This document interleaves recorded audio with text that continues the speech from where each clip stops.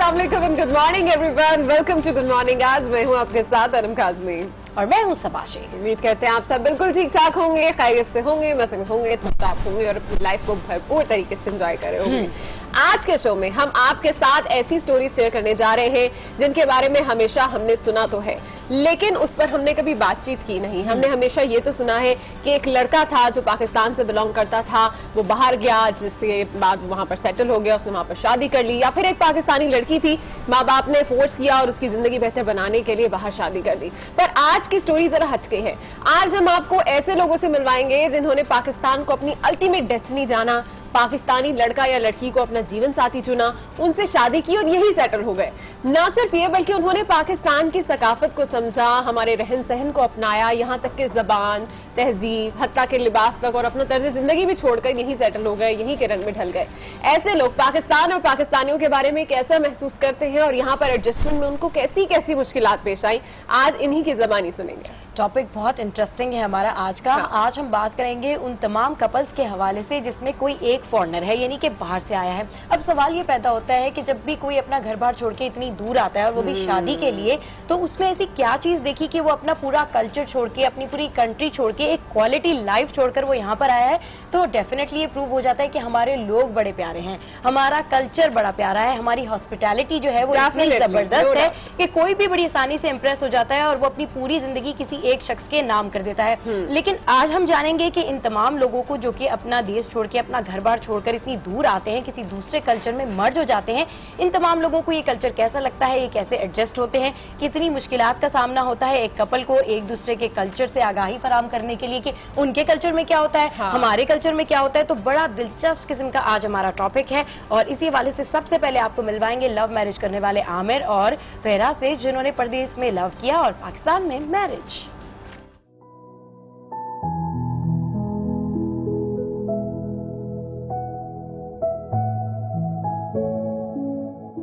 हमारी फैमिली की तरफ से सपोर्ट भी मिली हमको और हम लोगों ने भी एक दूसरे को आपस में, पहले तो आपस की अंडरस्टैंडिंग होना लाजमी है ना दोनों की।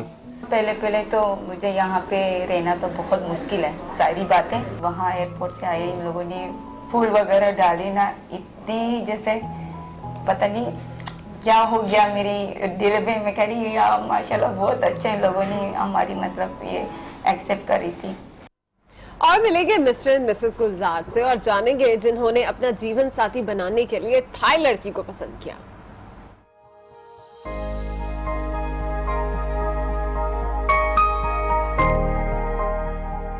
मैं कुकिंग की साथ सीखी है मैं, और पुलाव, बिरयानी जो में है, कलाई, ये दान बिल्कुल नहीं खाते हैं मैं मैं अजीब से हो गए दान खाते हैं ना। लेकिन आप खाती हैं। आप खाते हैं आप दान अच्छा लगता है। वालदा को बहुत पसंद करती थी दान, चटनी, ऐसे सब अच्छा लगता है। यानी कि पाकिस्तान में होता है ना सास बड़ी वो होती हैं, लेकिन ये माशाल्लाह अपनी सास से बहुत ज्यादा मोहब्बत भी थी इनको। बहुत अच्छी सास है बहुत। और मिलवाएंगे फिलिपाइन से पाकिस्तान में जॉब के लिए आने वाली जैनब से, जिन्होंने यहीं अपना घर बसा लिया।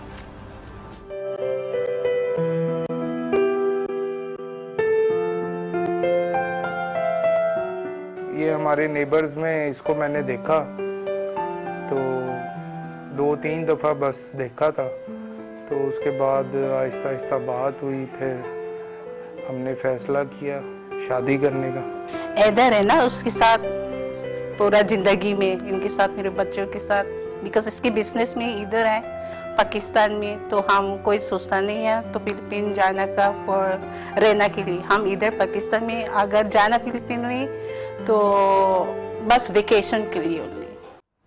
आज ये तमाम मजेदार सी स्टोरीज आपके साथ शो में शामिल करेंगे, लेकिन उससे पहले नजर डालेंगे आज की हेडलाइंस पर।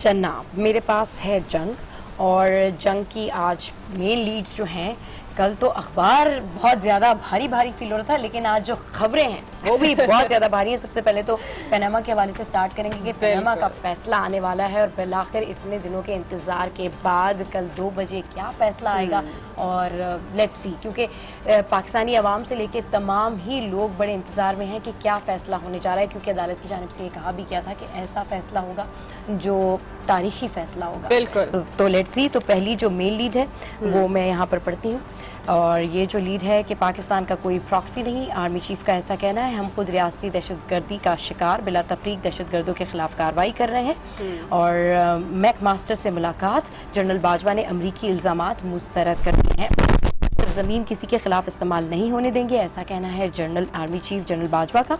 सरबरा पाक फौज ने दहशतगर्दी के खिलाफ जंग और इलाकाई और आलमी इस्तेहकाम के लिए पाकिस्तान के किरदार से आगाह किया। तो इस खबर को मेन लीड का हिस्सा बनाया गया है जंग की। अच्छा जी, एक्सप्रेस रोजनामा की भी आज मेन लीड, और आज की इनफैक्ट कल की भी अहम खबरें हम आपको पहले ही बता रहे हैं, क्योंकि पनामा का फैसला कल आने वाला है। कल दोपहर 2 बजे ये फैसला आ जाएगा और तारीखी फैसला है। इसी हवाले से मेन लीड जो है वो यहाँ पर लगाई गई है कि जस्टिस खोसा की सरबराही में 5 रुकनी लार्जर बेंच ने ये फैसला महफूज किया था और अब बिलाखिर फैसला सुनाया जाएगा। तो जो इतने अरसे की एक तवील हमारा इंतजार था वो कल जाकर खत्म हो जाएगा, और अब देखना ही है कि फैसला किसके हक में आता है। तो ये जो है वो आज एक्सप्रेस की अपनी इनकी मेन हेडलाइन है। जबकि अगर मेन लीड की बात करें तो वो है मिशाल के हवाले से कि मिशाल बेगुनाह था, इमरान कोई कातलों का नाम ना बताए, मुल्जिमान के खिलाफ की नई वीडियो सामने आ गई है। कौमी असम्बली में मुतफ़िका मुज़म्मती करारदाद मंजूर कर ली गई। जबकि आपको बताएं कि इमरान खान ने भी जो है वो मकतूल के अहले खाना से मुलाकात की और उनका यही कहना था कि मिशाल बेगुनाह था और इस हवाले से अब इंसाफ उसको जरूर फराहम किया जाएगा। हाँ बिल्कुल, कल हमने देखा कि वो उनके घर पर गए इमरान खान और उनके पेरेंट्स से बात की और तमाम जो भी तहकीकात थी उसके प्रोसेस के हवाले से उनको समझाया और उनको यकीन दहानी कराई कि जो भी सच है वो सामने लेकर आया जाएगा। अच्छा, यहाँ पर बड़ी एक दिलचस्पी जो है वो तस्वीर लगी हुई है, बड़ी इंटरेस्टिंग तस्वीर है। और कल मैं ये खबर भी देख रही थी तो मुझे बहुत अच्छा लगा इस खबर को देख के, बड़ी पॉजिटिव खबर है। ये है निदा खान के हवाले से, जो कि एक मेहनत कश की बेटी है और इनकी जो कुव्वत समाज जो है इसकी बहाली के लिए वज़ीर आज़म नवाज शरीफ ने काफी इकदाम किए हैं। तो हम देख सकते हैं अगर बिल्कुल इसको फोकस किया जाए कि वज़ीर आज़म नवाज शरीफ मेहनत कश की बेटी निदा खान की कुव्वत समाज की बहाली के बाद खुशगवार मूड में नजर आ रहे हैं। और हमने देखा कि प्राइम मिनिस्टर नवाज शरीफ जो है कितने जबरदस्त तरीके से बच्ची से बात कर रहे थे और बड़ा कंसर्न उन्होंने शो किया उसकी समाज के हवाले से, उसके कॉकलियर ट्रांसप्लांट के हवाले से। तो it was really good thing. और जो मंजर था वो मुझे बहुत जबरदस्त लग रहा था क्योंकि मरियम नवाज शरीफ भी वहाँ पर मौजूद थी और सब बहुत खुश थे और बच्ची से बड़े हैप्पी गो लकी होके जो है वो बातचीत की जा रही थी। और ये इंटरेस्टिंग खबर है और बड़ी पॉजिटिव खबर है। अच्छा, वैसे हमने जब भी वज़ीर आज़म मोहम्मद नवाज शरीफ को देखा है कि वो बच्चों की किसी भी तकरीब में जाते तो बड़े खुशगवार मूड में होते हैं और बच्चों से बड़ा लगाव मुझे महसूस होता है हमेशा। और कल भी हमने ये देखा और यही से बच्चे जो है वो आज यहाँ पर लगाई भी गई है। अच्छा, आर्मी चीफ का बयान के हवाले से मेरे ख्याल है सब आपको अपडेट कर चुकी है कि पाकिस्तान खुद सियासती दहशतगर्दी का शिकार है, तो अब ये हम आपके साथ शेयर नहीं करेंगे। लेकिन वज़ीर आज़म ने एक ऐसा इशू जिस पर अवाम बड़ी परेशान है उसका सख्त नोटिस ले लिया है, क्योंकि इस वक्त शॉर्टफॉल 7000 मेगावाट से भी तजावुज कर चुका है और अवाम बड़ी परेशान है क्योंकि गर्मी बहुत ज्यादा है और लोड शेडिंग भी उसके साथ साथ बढ़ती जा रही है। तो शदीद गर्मी में घंटों लोड शेडिंग पर शहरी इस वक्त परेशान है और इसका नोटिस लिया है वज़ीर आज़म मोहम्मद नवाज शरीफ ने। और उनका कहना है कि जो मनसूबाबंदी ना करने वालों के खिलाफ जो है वो हम कार्रवाई भी करेंगे और इसकी हिदायत जो है वो वज़ीर आज़म ने भी जारी कर दी है। जबकि इसके अलावा एक और अहम खबर जो है वो इस वक्त बरतानवी वज़ीर आज़म के हवाले से थेरेसा मे ने कबल इस वक्त इंतखाबात कराने का ऐलान कर दिया है और ये बड़ा क्रूशल टाइम था जिस टाइम पर उन्होंने इन इंतखाबात का ऐलान किया है। अब ये इलेक्शन जो है वो वक्त से पहले कराने की बात हो रही है, तो ये भी एक अहम खबर थी जो कि आज एक्सप्रेस ने अपनी मेन लीड बनाई है। जबकि हम इसको अगर वाइंड अप करें तो डॉन के पेपर में भी आज मेन जो बात है वो wait is over Panama gate scandal के हवाले से ही बात लिखी गई है कि कल इसका फैसला आने जा रहा है। तो ये जो है वो आज डॉन की भी मेन लीड रही है। ठीक है, पूरे पेपर में अगर देखा जाए तो ये के बाद दीगरे जो एक खबर है वो पनामा से ही मुताल्लिक है। तो एक और मैं यहाँ पर मेन लीड पढ़ देती हूँ कि पनामा लीक्स फैसला कल होगा, सख्त सिक्योरिटी इंतजाम की हिदायत, मुकदमे की 35 समातें हुई और बेंच की सरबराही में जस्टिस खोसा ने की। जस्टिस अजमत, जस्टिस एजाजुल हसन और जस्टिस एजाज अफजल, जस्टिस गुलजार अरकान थे। तो पनामा के हवाले से यहाँ पर ये खबर लगी हुई है। जबकि बिजली की आपने बात की तो बिजली में भी बिल्कुल यहाँ पर उसकी खबर है कि बिजली का शॉर्टफॉल 7,000 तक पहुँच गया है। जबकि एक और खबर है यहाँ पर कि न्यूज़ लीक पर वज़ीर दाखिला का बयान और इदारों के साथ मजाक है, ऐसा कहना है खुर्शीद शाह का। जबकि एक और यहाँ पर जो खबर है वो है अहम तंसीबात की सिक्योरिटी रेंजर्स की जिम्मेदारी है, नोटिफिकेशन जारी। तो ये आज की अहम खबरें हैं और ज्यादा खबरें हैं, ज्यादा खबरें आज के अखबार में इतनी खबरें हैं कि समझ में नहीं आ रहा कौन सी पढ़े और कौन सी नहीं पढ़े। यूजुअली ये हो रहा होता था कि हमें पता होता है कि ये मेन लीड्स है, लेकिन अब ये होता है कि हर खबर इतनी इंपॉर्टेंट लग रही होती है कि मुझे कभी कभी समझ में नहीं आ रहा होता कि ये वाली पढ़ूं, ये वाली छोड़ूं, ये वाली पढ़ूं। खैर, अच्छा जी, बिजनेस रिकॉर्डर की अगर बात करें तो उन्होंने यहाँ पर जो मेन लीड लगाई हुई है वो है senate body against political funding, और एक और यहाँ पर मेन लीड है कि IMF प्रोजेक्ट इन्फ्लेशन स्पाइक। तो ये जो है आज की अहम खबरें हैं। अब मुख्तलिफ शहरों में क्या हालचाल है इसके लिए हम सबसे पहले जाएंगे इस्लामाबाद, और इस्लामाबाद में मौजूद जो हैं वो राना तारिक, और राना तारिक से जानेंगे कि आज शहर में कौन कौन से इवेंट्स होने जा रहे हैं। जी राना तारिक, अपडेट कीजिए। Good morning. आज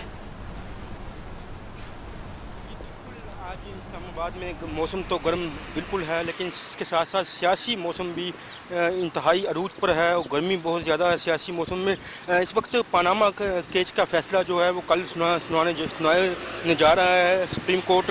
कल 2 बजे पनामा केस का फैसला जो है वो सुनाया जाएगा। 23 फरवरी को इस केस का फैसला जो है वो महफूज किया गया था आखिरी समाअत के बाद। आज तमाम बड़ी सियासी जमातों ने जो है अहम तरीन अपने मशावरती इजलास बुला लिए हैं। वज़ीर आज़म ने भी मुस्लिम लीग नून के रहनुमाओं का इजलास आज दिन 11 बजे वज़ीर आज़म हाउस में तलब किया। इसके अलावा पाकिस्तान पीपल्स पार्टी ने भी अपना अहम मशावरती इजलास तलब कर लिया है। और आज दिन 2 बजे तहरीक इंसाफ जो मेन एप्लीकेंट है इस केस में, उन्होंने भी आज अपना इजलास तलब कर लिया है दिन 2 बजे, और तमाम अरकान पार्लियामेंट को वहाँ पर पहुँचने की बनी गाला पहुँचने की हदायत की है। इसके साथ साथ कौमी असम्बली और सेनेट के इजलास भी शहर में चल रहे हैं इस्लामाबाद में। ताहम इस हवाले से 3 दिन से जो है वो कोरम का मसला चलता आ रहा है। हुकूमत से कोरम पूरा नहीं हो रहा और अपोजिशन मुसलसल एहतजाज कर रही है और वाकआउट कर रही है इजलास से। ताहम कोरम की जो मसाइल हैं वो हुकूमत को दरपेश है। 87 अरकान चाहिए होते हैं कौमी असम्बली के इजलास में कोरम को पूरा करने के लिए। उन 87 अरकान को हुकूमत जो है वो मुसलसल गैर हाजिर पा रही है। हुकूमत जो है इंतजामात नहीं कर रही कि क्यों नहीं अरकान आ रहे। अहम तरीन कानून साजी जो है राना तारिक, और पॉलिटिकली लिहाज से इस वक्त मीटिंग हो चाहे फिर जो इस हवाले से मीटिंग्स कॉल की गई हैं, ये तमाम तरह एक्टिविटीज हम देख रहे हैं कि इस्लामाबाद में तो बहुत ज्यादा है। रुक कर लेते हैं लाहौर का, जहां पर हमारी नुमाइंदा हुमाबट मौजूद है। उनसे जानते हैं कि लाहौर में क्या क्या एक्टिविटीज चल रही हैं। जी हुमाबट, सबसे पहले तो ये बताइएगा कि इस वक्त लाहौर का पारा कितना हाई है? लाहौर का पारा तो यकीनन बहुत ज़्यादा हाई है। गर्मी की शिद्दत में इजाफा होता जा रहा है, लेकिन क्योंकि सुप्रीम कोर्ट ने का पनामा लीक से मुतालिक ऐलान जैसे ही सामने आया है, तो लाहौर में सियासी सरगर्मियां जो हैं वो इस वक्त दिखाई नहीं दे रही हैं, और वो सारी की सारी इस वक्त मुंतकिल हो चुकी हैं इस्लामाबाद में। तो वहाँ पर यकीनन आपको अच्छी सियासी खबर जो है वो ज़रूर मिलेगी। लेकिन लाहौर में वज़ीर आला पंजाब आज क्योंकि जा रहे हैं शेखुपुरा के करीब, एक वज़ीर आज़म पाकिस्तान बट हमें अपडेट कर रही थी, आपका बहुत शुक्रिया। और बिल्कुल सही कह रही हैं कि सारी पॉलिटिकल एक्टिविटी जो है वो तो शहर इक़्तिदार में जा चुकी है। खैर, आगे बढ़ते हैं और हाफिज़ाबाद का रुख करते हैं, जहां आज इंसदाद पोलियो मुहिम का तीसरा और आखिरी रोज़ है। इसी हवाले से मजीद बात करने के लिए हमारे साथ मौजूद है नुमाइंदा आज अंजुम सुहेल। जी अंजुम सुहेल, ये बताइएगा कि हाफिज़ाबाद में इंसदाद पोलियो मुहिम में अब तक कितने बच्चों को पोलियो से बचाव के कतरे पिलाए जा चुके हैं? जी बिल्कुल, हाफिज़ाबाद में भी महकमा सेहत की जानिब से 3 रोज़ा इंसदाद पोलियो मुहिम जारी है, और इस 3 रोज़ा मुहिम के दौरान महकमा सेहत की जानिब से 5 साल तक की उम्र के 2,06,000 बच्चों को हिफाज़ती कतरे पिलाने का टारगेट दिया गया है, जिसके लिए महकमा सेहत की 482 टीमें काम कर रही हैं। अगर बात की जाए गुज़िश्ता 2 रोज़ की तो इन टीमों ने तकरीबन 1,46,000 बच्चों को हिफाज़ती कतरे पिलाए हैं, जबकि आज चूँकि आखिरी रोज़ है और इस आखिरी रोज़ में ये तमाम टीमें जो हैं बाकी रह जाने वाले 60,000 बच्चों को हिफाज़ती कतरे पिलाएंगी।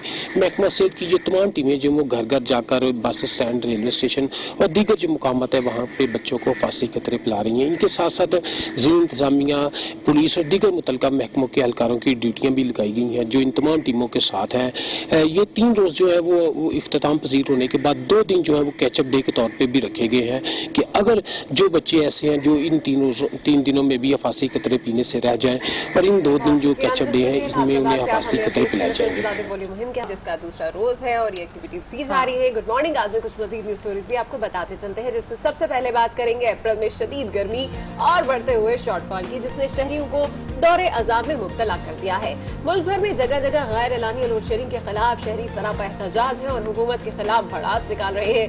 शॉर्टफॉल 6600 मेगावाट पहुंच चुका है, जबकि लोड शेडिंग का दौरानिया भी 18 घंटे तक जा पहुंचा। अगर मैं साइंसदान होती तो बिजली के शॉर्टफॉल का कोई हल ही निकाल लेती यार, बहुत परेशानी होती है भाई, कितना आप जनरेटर चलाएंगे। और आप स्क्रीन पे देख रहे हैं कि बाबना का जनाजा निकाल दिया है। अच्छा जी, गुजरात की बात कर लेते हैं। गुजरात में पसंद की शादी की ख्वाहिश भी अहले खाना के लिए गैरत का मसला बन गई। खूनी रिश्तेदारों ने मिलकर 22 साल लड़की को जिंदा जला दिया। So sad.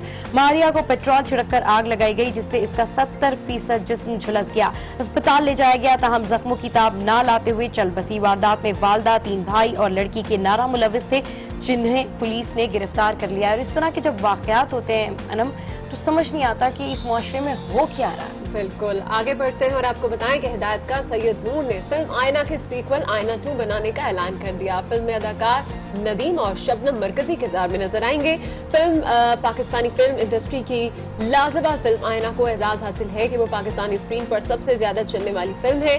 कराची के मुकामी होटल में होने वाली आयना 2 के सीक्वल की इस खूबसूरत तकरीब में शोबिस शख्सियात ने भी शिरकत की। और जब भी इस तरीके से फिल्म स्टार्स को देखते हैं तो बहुत जबरदस्त लगता है कि हमारा जो सिनेमा है वो रिवाइवल की तरफ जा रहा है और लोग एटलीस्ट बात कर रहे हैं एंटरटेनमेंट की, एक्टिविटी की, वरना तो कहीं खो से गए थे सारे स्टार्स। कभी कभी जो है वो फिल्म स्टार्स नजर आती थी, कभी कभी आपको रीमा नजर आ जाती थी, कभी कभी जो है वो आपको मीना नजर आ जाती थी, तो कहीं कहीं थे, लेकिन अब हर जगह पर नजर आ रहे हैं और इस तरीके की एक्टिविटीज हो रही है। बिल्कुल, और अब बड़े बड़े स्टार्स भी हम देख रहे हैं कि ऑन स्क्रीन आपको नजर आएंगे। शबनम जी काफी अरसे के बाद फिल्म में वापस आई हैं, जब वो जैसे ही वो बांग्लादेश से वापस आई, उनकी पहली फिल्म है जो उन्होंने नूर के साथ जो है फाइनल की है। तो आप देखें, लेट्स सी की मूवी किस तरह की होती है। पहला पार्ट तो बहुत अच्छा था, उम्मीद करते हैं कि ये सेकंड सीक्वल जो है वो भी बहुत अच्छा होगा। शो में लेंगे यहाँ पर एक ब्रेक, जिसके बाद शामिल करेंगे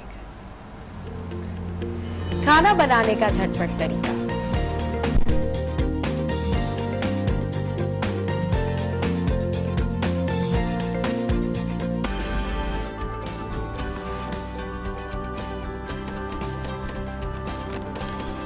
welcome back to good morning आज। और अब यस्टरडे टॉप स्टोरी भी आपको बताएं कि सिविल और मिलिट्री ताल्लुकात में एक बार फिर इख्तलाफ राय सामने आया है। और ये इख्तलाफ राय उस वक्त सामने आया जब DGISPR से वजीर दाखिला के मौके पर राय पूछी गई, तो उन्होंने डॉन लीग्स पर किसी किस्म के इत्तफाक राय के तासुर को मुस्तरद कर दिया, जिस पर वजीर दाखिला चौधरी निसार अली खान ने बयान जारी किया कि वो अपने मौक़िफ़ पर कायम है।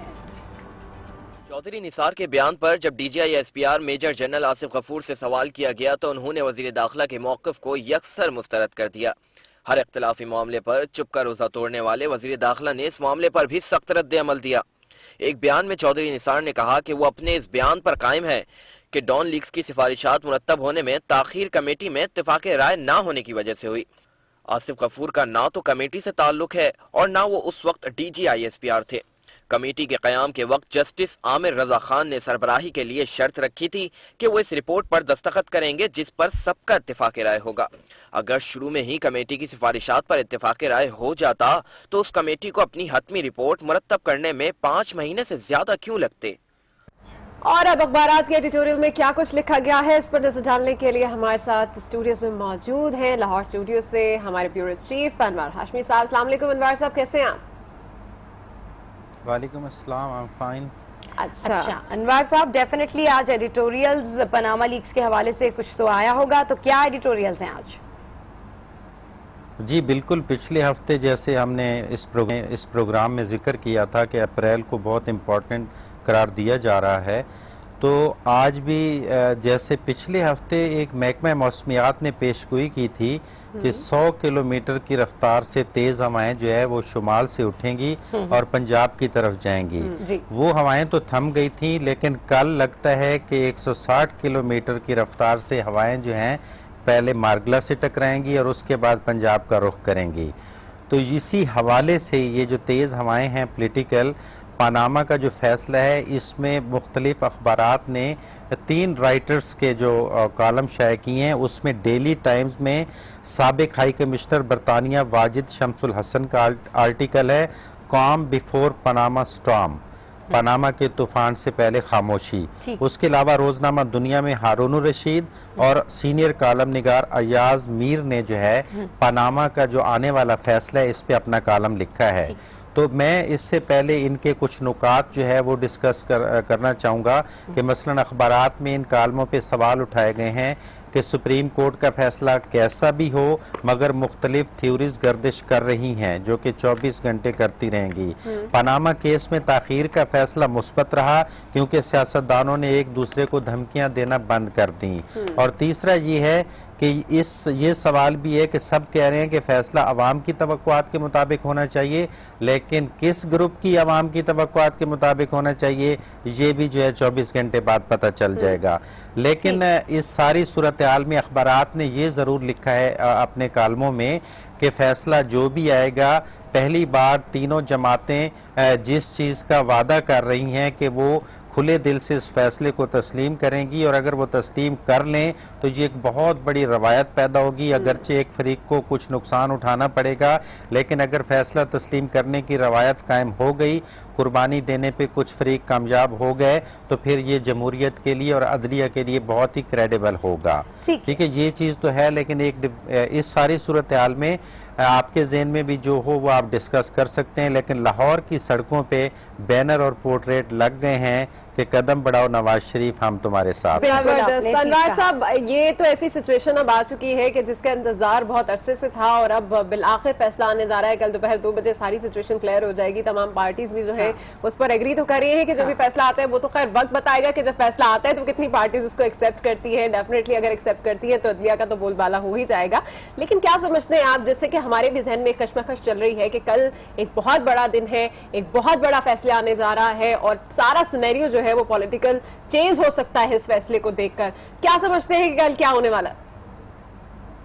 देखिए, इसमें कोई शक नहीं है कि आज इस्लामाबाद जो दारुल हुकूमत है वो सियासी सरगर्मियों का मरकज़ होगा। आज दोपहर को नून लीग के इजलास हैं और आज शाम को पीपल्स पार्टी के इजलास हैं। फैसले के बारे में एक राय दी जा सकती है कि ज़ाहिर सबसे बड़ा फरीक जो है वो मुस्लिम लीग नून और शरीफ ख़ानदान है, जिसको तमाम पार्टियों ने जिनके खिलाफ मुख्तलिफ पहलुओं से जो है वो केस दायर किया था। तो अगर कोई थोड़ा बहुत मुतासिर होगा तो यकीनन जिसके खिलाफ जो केस दायर हुए हैं वही हो सकता है। अदरवाइज कोई टेक्निकल फैसला होगा तो वो तारीख में इतना गैर मामूली होगा कि उससे चंद घंटे पहले तक भी कोई राय कायम नहीं कर सका। और प्राइवेसी इस केस में जजेस ने इतनी ज्यादा रखी है पहली दफा कि कोई जराये के जरिए भी एक लाइन आउट नहीं कर सका।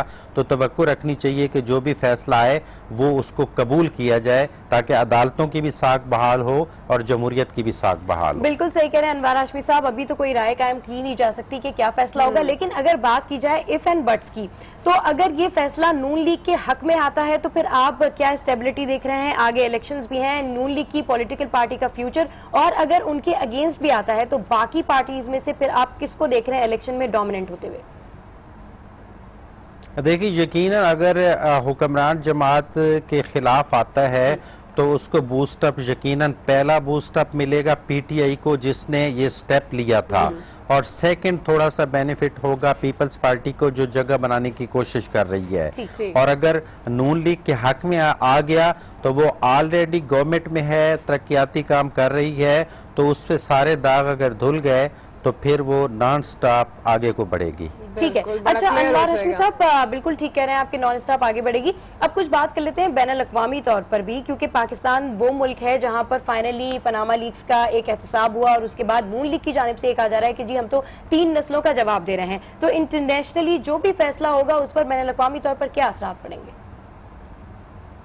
देखें, बिल्कुल बैनुल अक़वामी तौर पे क्रेडिबिलिटी एक रियासत की यकीनन लूज करती है कि यहाँ पे पॉलिटिकल स्टेबिलिटी नहीं है। जो इन्वेस्टमेंट आ रही थी वो असरअंदाज होगी, क्योंकि फ्यूचर के लिए 20 से 25 साल के लिए जो प्रोजेक्ट यहाँ पे शुरू किए गए हैं पहले ही दुश्मन ममालिक की उस पर नज़र थी। इक्तिसादी तरक्की की जो शाहराह थी वो चाइना कॉरिडोर, उसकी भी क्रेडिबिलिटी मुतासिर होगी कि उसका क्या मुस्तकबिल होगा, अगली हुकूमतों की पॉलिसी क्या होगी। उसके अलावा खास तौर पे इस वक्त अफगानिस्तान और इंडिया के साथ जो सेंसिटिव मामलात चल रहे हैं वो भी असरअंदाज होते हैं, इसलिए बैरूनी दुनिया ने भी नजर रखी हुई है।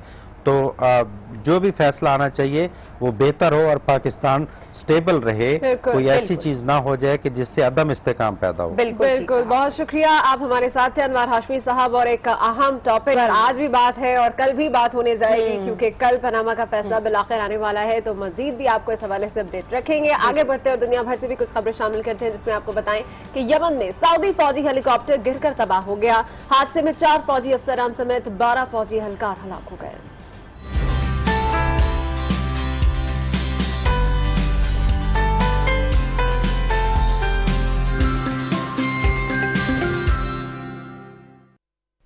यमन का दारुल हुकूमत सना, जहां के मशरिकी सूबे मारब में ऑपरेशन के दौरान ब्लैक हॉक हेलीकॉप्टर गिरकर तबाह हो गया, मगर हादसे की वजूहात मालूम ना हो सकी। जबकि सऊदी इत्तेहाद के तर्जुमान जनरल अहमद असीरी का कहना है कि हेलीकॉप्टर गिरने की वजूहात के बारे में तबसरा करना इंतहाई क़ब्ल अज़ वक्त होगा, मगर ये यमन में पेश आने वाले बड़े हादसात में से एक है। याद रहे कि सऊदी अरब की क़यादत में अरब इत्तेहाद ने हूसी बागियों के खिलाफ मार्च 2015 में फ़िज़ाई हमलों का आगाज़ किया था, जिसमें इत्तेहाद के 2 अहम तरीन ममालिक सऊदी अरब और मुत्तहिदा अरब इमारात को भारी नुकसान उठाना पड़ा था, जिसमें इनके दर्जनों फौजी हलाक हो गए थे। और अब नजर डालते हैं मजीद कुछ आलमी खबरों पर, जिसमें सबसे पहले बात कर लेते हैं अमरीकी रियासत कैलिफोर्निया की, जहां मुसल्लह शख्स ने फायरिंग करके 3 अफराद को कत्ल कर दिया है। फायरिंग का वाकया फ्रेंसो के इलाके फ्लिंटन स्ट्रीट में चर्च के बाहर पेश आया। पुलिस ने मौके पर पहुंचकर मुलजिम को गिरफ्तार कर लिया, जिसकी शनाख्त अली मोहम्मद कोरी के नाम से हुई। पुलिस का कहना है कि गिरफ्तार मुलजिम पिछले हफ्ते पेश आने वाले फायरिंग के वाकये में सिक्योरिटी गार्ड की हलाकत के केस में भी मतलूब था। दिस इज सो सैड कि अब कैलिफोर्निया जैसे शहरों में भी इस तरह के वाकयात होने लगे हैं।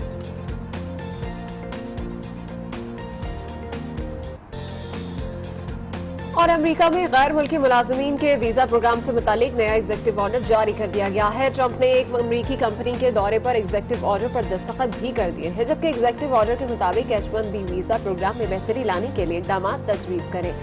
ट्रंप ने कहा कि बिल का मकसद ऐसी पॉलिसी वाज़ेह करना है जिससे अमरीकी मसनूआत को तरजीह दी जाए। इनकी इस पॉलिसी को भी तनकीद का निशाना बनाया जा रहा है और बहुत से तज्जियाकार और माहिरीन इसके ऊपर भी बातचीत कर रहे हैं। और साबिक अमरीकी सदर जॉर्ज H.W. बुश की तबीयत खराब हो गई है। 92 साला जॉर्ज H.W. बुश को नमूनिया होने के बायस ह्यूस्टन के अस्पताल में दाखिल करा दिया गया। George H.W. बुश को इससे पहले भी नमूनिया होने पर अस्पताल में दाखिल कराया गया था, और हम चाहेंगे और हमारी दुआ है कि उनकी तबीयत जल्द से जल्द ठीक हो जाए। चलिए जी, शो मिलेंगे यहाँ पर एक ब्रेक, जिसके बाद मिलेंगे। पाकिस्तानी निजाद इंडोनेशियन लड़की से, जिन्होंने पाकिस्तानी लड़के को अपना जीवन साथी चुना।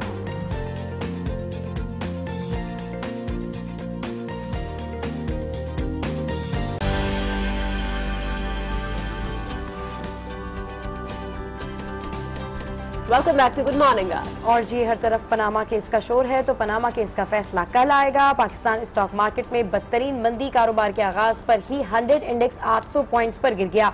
100 इंडेक्स 46,000 पॉइंट्स की सतह पर आ गया। इस हवाले से मजीद तफसीलात जानते हैं आज न्यूज के नुमाइंदे सफदर अब्बास से। जी सफदर अब्बास, ताज़ा तरीन सूरत हाल से अपडेट कीजिए। सबा पनामा केस का फैसला काफ़ी अरसे से जो महफूज था सुप्रीम कोर्ट में, कल उसका फैसला सुनाया जा रहा है, जिसको लेके पाकिस्तान स्टॉक एक्सचेंज में इन्वेस्टर काफ़ी मोहतात रवैया अख्तियार किए हुए हैं। कारोबार में का जब आगाज़ हुआ आज मार्केट में, तो उसके मार्केट खुलते ही इंडेक्स में तकरीबन 805 पॉइंट से कमी रिकॉर्ड की गई, जिसके बाद 100 इंडेक्स 46,000 की सतह पर आ गया। कल भी मार्केट में 250 पॉइंट से कमी रिकॉर्ड की गई थी, जबकि पीर को भी मार्केट में 450 पॉइंट्स कम हुए थे। तो इस तरह कहा जा सकता है कि गुज़श्ता 3 रोज़ के दौरान मार्केट में तकरीबन 1500 पॉइंट से कम रिकॉर्ड किए कि सरमायाकार काफ़ी अरसे से इंतजार कर रहे थे कि पनामा का फैसला कब सुनाया जाएगा। और अब जब उसकी डेडलाइन का ऐलान हो चुका है कि चंद ही घंटे बाकी रह गए हैं पनामा के फैसले के आने में, तो सरमायाकार काफ़ी मोहतात रवैया अख्तियार किए हुए हैं, जिसके बाद मार्केट में बदतरीन मंदी देखी जा रही है। ठीक है, बहुत शुक्रिया सफदर अब्बास, आप हमें अपडेट कर रहे थे। इस वक्त हम देख रहे हैं कि स्टॉक मार्केट में भी काफी हलचल दिखाई दे रही है और पनामा केस का फैसला अभी आया नहीं है, तो इससे पहले ही हम देख रहे हैं कि काफी ज्यादा इस वक्त अप्स एंड डाउन हम पाकिस्तान स्टॉक एक्सचेंज में भी देखें। आगे बढ़ते हैं और कुछ बात कर लेते हैं आज की तारीख की। तो आज के दिन यानी 19 अप्रैल 1974 में भारत ने पहला सैटेलाइट खला में भेजा था।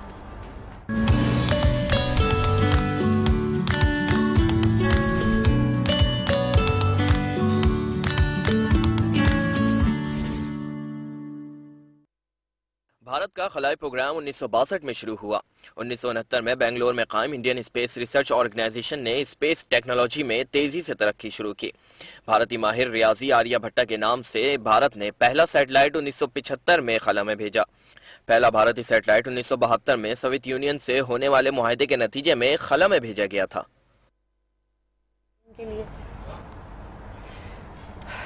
तो जनाब अब कुछ बात कर लेते हैं खाने पीने के हवाले से। और जब भी खाने पीने की बात आती है तो सबके चेहरों पे डेफिनेटली मुस्कुराहट ही आ जाती है, क्योंकि कुछ अच्छा खाने को मिलता है तो झटपट खाना बनाना है और वो भी मज़ेदार, तो चलना पड़ेगा मावरा की रैपिड रेसिपी की जानिब।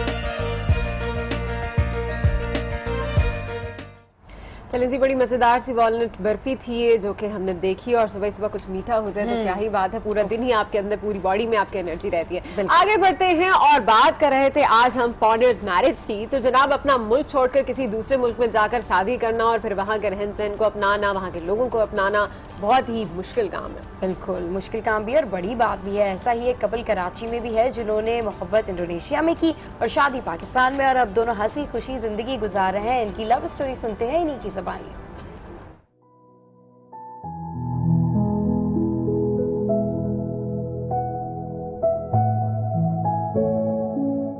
मेरा नाम मोहम्मद आमिर है और मैं पाकिस्तानी हूँ। मेरा नाम वीरा आमिर, मैं इंडोनेशिया में हूँ।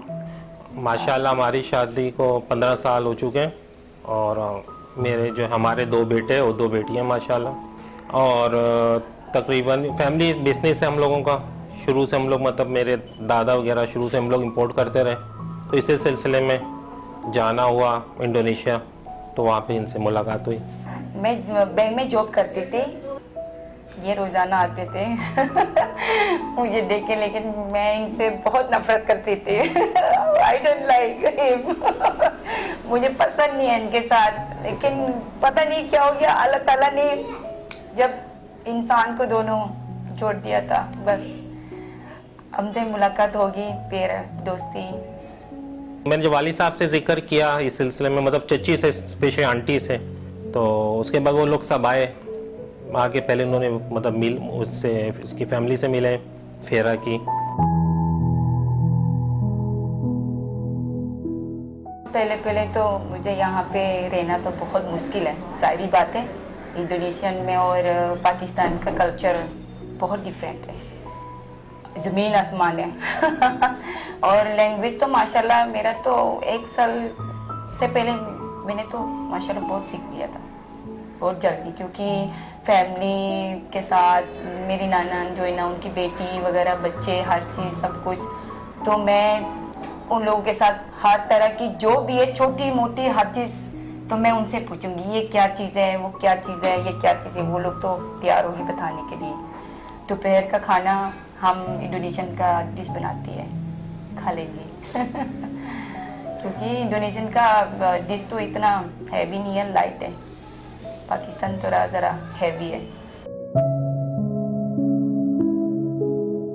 जब मैं फर्स्ट टाइम यहाँ आई ना मेरा फैमिली के साथ शादी से पहले, जैसे वहाँ एयरपोर्ट से आए इन लोगों ने फूल वगैरह डाली ना, इतनी जैसे पता नहीं क्या हो गया मेरी दिल में। मैं कह रही यार माशाल्लाह बहुत अच्छे लोगों ने हमारी मतलब ये एक्सेप्ट करी थी।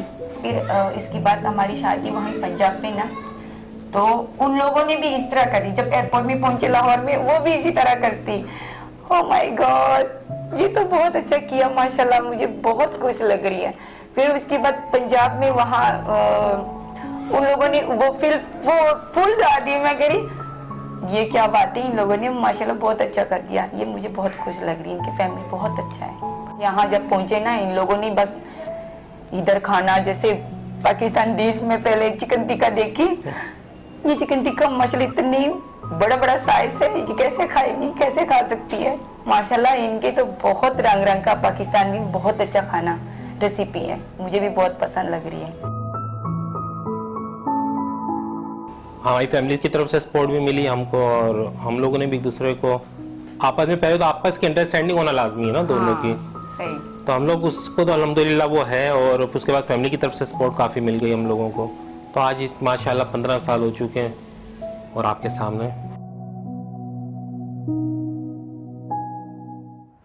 सब मैं तो ये देख के सोच रही थी कि जब एक लड़की की शादी होती है और वो शहर छोड़कर भी जाए तो कितना फील होता है, और यहाँ पर ये लोग मुल्क छोड़ छोड़ के अपने यहाँ पर आए हैं, यहाँ के लोगों को अपनाए, यहाँ के कल्चर को अपनाए, माशाल्लाह इस तरह से घुल मिल गए कि खुशी खुशी अपनी जिंदगी भी गुजार रहे हैं। तो बड़ी जबरदस्त कहानी है, खुशी खुशी जिंदगी गुजार रहे हैं। तो बात फिर वही हो जाती है कि अगर आपकी अच्छी अंडरस्टैंडिंग है, आपका जो पार्टनर है वो बहुत ज्यादा अच्छा है, तो डेफिनेटली आपकी जिंदगी आप कहीं पे भी रहे खुशी से गुजार हो जाती है। गुड मॉर्निंग, आज में यहाँ वक्त हुआ एक ब्रेक का, जिसके बाद मिलवाएंगे आपको।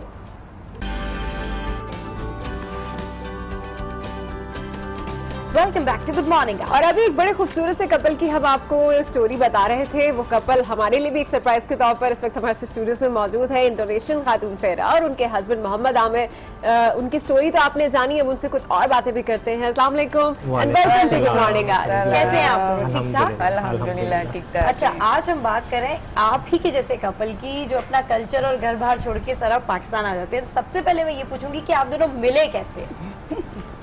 अब बताइए पहले। हम लोग जो है फर्स्ट टाइम बैंक में मुलाकात हुई। अच्छा, बैंक में। जी। तो ऐसा कुछ नहीं था। तो बाद में जो है इनकी सिस्टर का एक रेस्टोरेंट था वहाँ पे, तो अच्छा हम लोग वहाँ पे मैं डिनर के लिए अक्सर जाता था। अच्छा। और एक हमारे दोस्त भी थे, वो इनकी फैमिली मतलब मेरे दोस्त इनकी फैमिली के मतलब मुझे वो फ्रेंड थे हमारे।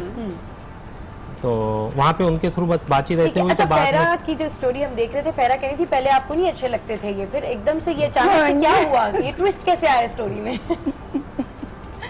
बताएं फेरा, आप बताएं। मुझे तो बस पहले तो मुझे कसम से मुझे तो बाहर लोगों के साथ मुझे बहुत नफरत करती है। मुझे पसंद नहीं है, लेकिन पता नहीं अल्लाह ताला ने हम दोनों ने जोड़ी।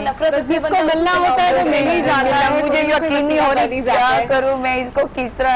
अच्छा आमिर साहब, आपसे पहले बात करना चाहूंगी मैं कि जैसे कि आपने बताया कि आप वहाँ पर गए, काम के लिए गए, आपकी स्टोरी तो हम पहले बता चुके हैं, हमारे नाज़रीन जानते भी हैं कि किस तरह से आप लोग मिले, किस तरह से आपकी लाइफ शुरू हुई और फिर शादी हुई। माशाल्लाह 15 साल आपको पाकिस्तान में हो चुके हैं। आप मुझे बताइएगा कि अक्सर हम देखते हैं कि जब भी पाकिस्तान से कोई लड़का बाहर जाता है तो वो ये नज़र में रख के जाता है कि मैंने वहाँ पर सेटल होना है, चाहे सेटल होने के लिए उसको जॉब करनी पड़े या फिर शादी करनी पड़े। ये कैसे हुआ कि आप वहाँ गए और वहीं की लड़की यहाँ ले आए? ऐसे कैसे पॉसिबल हुआ? नहीं, अल्हम्दुलिल्लाह मेरी जो फैमिली वो वेल सेटल्ड है यहाँ शुरू से। मतलब हम लोग पाकिस्तान में तो हम लोग का मतलब फैमिली बिजनेस है। वो मेरे मतलब माशाल्लाह दादा जो है वो लोग उस टाइम से यानी कि 1960 से हम लोग इम्पोर्ट के बिजनेस में, इम्पोर्ट एक्सपोर्ट में। तो मैं भी बिजनेस के सिलसिले में वहाँ पे गया हुआ था जो मेरी मुलाकात हुई। मतलब सेटल होने का कोई इरादा नहीं था कि फैमिली थी, मैं फैमिली से दूर नहीं रह सकता हूँ मैं। आप कैसे रह रही हैं 15 साल से फैमिली से दूर, ये बताइए। बस पहले तो बहुत मुश्किल है मेरे लिए, मतलब यहाँ रहने के लिए, लेकिन माशाल्लाह ये मेरा हस्बैंड मुझे बहुत सपोर्ट दिया था, मेरे घर वाली सास सब घर वाला मुझे बहुत सपोर्ट दिया था। अच्छा। अल्हम्दुलिल्लाह मैं अपना इंडोनेशिया को बोल तो नहीं जाई, लेकिन अपने दिल से जैसे अपना वहाँ इंडोनेशिया में सेटल बस बंद कर दिया। कमी महसूस नहीं हाँ, कम महसूस हो गया था। सपोर्ट बहुत दे रही है इन लोग, अल्लाह का शुक्र है। अच्छा ये बताएं, जब आप पाकिस्तान आई और आपकी जाहिर सी बात है नई नई शादी हुई होगी, तो एक नया कल्चर होता है, डेफिनेटली किसी का भी घर आपके लिए वैसे ही चले जाए तो नया होता है। तो कैसे आपने सारे इनके रिलेटिव्स जो थे उनके साथ में कैसे उनको पाया और क्या आपको कितना अच्छा लगा कल्चर पाकिस्तान? अल्हम्दुलिल्लाह मैं आराम से सब कुछ कर सकती है, क्योंकि इनकी फैमिली बहुत प्यार दे रही है मेरे लिए। अच्छा माशाल्लाह, आप इतनी चार्मिंग सा आपका फेस है। आपको देख के माशाल्लाह एक लड़की का एहसास हो रहा है। नहीं मतलब ये इन लोगों ने मतलब मेरे साथ बहुत अच्छा किया, बहुत सपोर्ट। अच्छा पहले ये बताइएगा कि आप लोगों के यहाँ इंडोनेशिया में शादी किस तरह से होती है, क्योंकि पाकिस्तान में तो आपने जब आपकी शादी हुई होगी आपको आइडिया हो चुका होगा कि कितने फंक्शंस होते हैं, कितने रिचुअल्स होते हैं, कितने ज्यादा फेस्टिविटीज होती है। इंडोनेशिया में तो मेरा ख्याल फंक्शन में ऐसे जैसे हम लोग जैसे शादी के बाद ना तो अपना दुल्हन अपने घर लेके जा रही है, हस्बैंड अपने घर लेके जा रही है। सेपरेट हो जाते हैं, फर्स्ट नाइट ही वो जो है वो अपने दोनों अलग हो जाती है, बिल्कुल डिफरेंट कंबाइंड फैमिली से। जॉइंट फैमिली बिल्कुल नहीं है वहाँ, इंडोनेशिया है तो है लेकिन थोड़ा बहुत। अच्छा सही। तो यहाँ पे जॉइंट फैमिली में रह के सबके साथ में रह के कैसा फिर फील होता है, कैसा लगता है? पहले तो डर गई थी थोड़ा सा, जाहिर है किस तरह मैं मतलब क्या करूँ, लेकिन अल्लाह का शुक्र है बहुत समझा रही है ये भी, किस तरह ये नेचर है, कल्चर है। तो जाहिर बात है मेरा हस्बैंड मैं इनके साथ शादी करी तो इनके साथ तो फिर अच्छा मेरा इंडोनेशिया का खाना जो है ना वो बड़ा मुख्तलिफ है, और यहाँ पर आपने देखा होगा जॉइंट फैमिली सिस्टम में जब आप रह रही हैं तो यहाँ पर बड़ा ये चीज देखी जाती है कि बहू को खाना बड़ा अच्छा बनाना आना चाहिए। आपने पाकिस्तानी खाना सीखा, बनाया, कैसा एक्सपीरियंस रहा? और यहाँ का तो खाना बड़ा ज्यादा स्पाइसी आपने महसूस किया होगा, तो सासू माँ खुश है आपके खाने से? सासू माँ तो मुझे कुछ कहते नहीं है। अच्छा। वो तो अल्हम्दुलिल्लाह बहुत अच्छी है। अच्छा। तो खाना पकाना भी उसने कोई पैसे मसला नहीं है, लेकिन पाकिस्तान का खाना बहुत हैवी है। सीखते सीखते कितना टाइम लगा? सीखते तो मैं अल्लाह का शुक्र है सीख गई थी। हाँ, लेकिन हैवी है खाना यहाँ पे, इंडोनेशिया बिल्कुल लाइट का। चले फेरा ने तो सारे कॉम्प्रोमाइजेस किए, ये बताएं आपको मनाने में कितना टाइम लगा अपनी फैमिली को? किस तरीके से आपने जाके कहा, मतलब आप तो बिजनेस टूर पे गए हुए थे, अचानक आया आपने कहा जी आई वांट टू मैरी, तो कैसे सिचुएशन पे? नहीं, फैमिली के लिए तो शुरू में जब बताया मैंने, एक्चुअली मैं अपनी आंटी के साथ होता हूँ कराची में। फैमिली को तो चले मना ही लेते हैं, जो औरत नफरत करती है उसके दिल में प्यार कैसे जगाया आपने? ये कुदरती हो गया सब कुछ। मैं पूछ रही थी कि वो कौन सा टर्निंग पॉइंट था, वो कौन सा ट्विस्ट था कि भाई एक शख्स आपको नहीं पसंद करता और फिर अचानक से वो प्यार हो जाए, शादी हो जाए, तो क्या मतलब आपको क्या इनकी अच्छी बात लगी है, इनको आपकी क्या अच्छी बात लगी? नहीं, शुरू में ऐसा कुछ भी नहीं था। अच्छा। तो मेरे ऊपर थोड़ा सा प्रेशर था घर पे कि एंगेजमेंट करने के लिए। अच्छा। तो आप ढूंढ ही रहे थे? मैं ढूंढ रहा था, फिर मैंने इत्तेफाक ऐसा हुआ कि मैंने वहाँ पे बस फिर इनसे दोस्ती हो गई। अच्छा। तो बाद में जो है फिर मतलब ऐसे नहीं था, पहले मेरी यहाँ से फैमिली आई है, कराची से गई है। मेरी वालदा और आंटी दोनों आई हैं, उन्होंने आके इनसे मिली हैं। उनको मैंने कहा कि अगर आपको पसंद है तो सही है, नहीं है तो कोई मसला नहीं है। अच्छा। जी जी। तो फिर उसके बाद फिर मेरे वालिद साहब वगैरह बाद में काफ़ी लोग गए, यहाँ से एंगेजमेंट हुई। उसके बाद ये लोग पाकिस्तान आए, क्योंकि हमारी फैमिली बहुत बड़ी है माशाल्लाह। अच्छा। तो हम लोग मंडी भाउद्दीन से बिलोंग करते हैं। अच्छा अच्छा। तो आपका कोई फंक्शन इंडोनेशिया वगैरह में? जी, इंडोनेशिया में भी हुआ है। अच्छा। तो उसके बाद जो हम लोग मैं क्या 2 महीने के बाद आफ्टर 2 मंथ्स जब हमने विजिट किया तो वहाँ पे सेरेमनी हमने दी है विलिमा टाइप की, क्योंकि वहाँ भी काफी हमारे दोस्त वगैरह। अच्छा, वहाँ पे भी इसी तरह 3 फंक्शंस होते हैं, मेहंदी, बारात, वलीमा, या वन डे फंक्शन? वहाँ तो वन डे फंक्शन होता है। अच्छा, तो उसमें रस्में क्या होती हैं, क्या कुछ करते हैं आप लोग? मतलब बस सुबह से जैसे कोई अपना कल्चर है, जैसे कोई मेहंदी भी साथ साथ कर ली। अच्छा। हाँ, दुआई करती है बस। अच्छा। और डायरेक्ट खाना मतलब टेबल पे 2 टेबल लगा के फिर जो जैसे ने मतलब लोग आती है खाना खा के भी चले जाती है। अच्छा, हाँ, और डांस कर रही है अपना, तो गाना गा रही, कीबोर्ड लगा के, बस बहुत मजा आया। अच्छा, तो आपके रिलेटिव्स आए थे पाकिस्तान में, फिर जब आपकी शादी यहाँ पर हुई थी तो फिर आपसे मिलने के लिए आए, दोबारा वापस आए, और फिर उन्होंने मतलब कोई आते जाते हैं आपके रिलेटिव्स? जी, आती जाती। उन्हें कैसा लगता है पाकिस्तान और हमारा कल्चर? आप माशाल्लाह तो पाकिस्तान बहुत अच्छा कल्चर है। मैं तो यहाँ मतलब यहाँ आई तो बहुत सीखी थी, जैसे ये दुपट्टा, ये हाँ ये मुझे बहुत अच्छा, हाँ लॉन्ग सूट, और ये मुझे सबसे अच्छी लग रही है जैसे अजान हो रही है ना दुपट्टा पहन के, ये मुझे बहुत अच्छी लगी।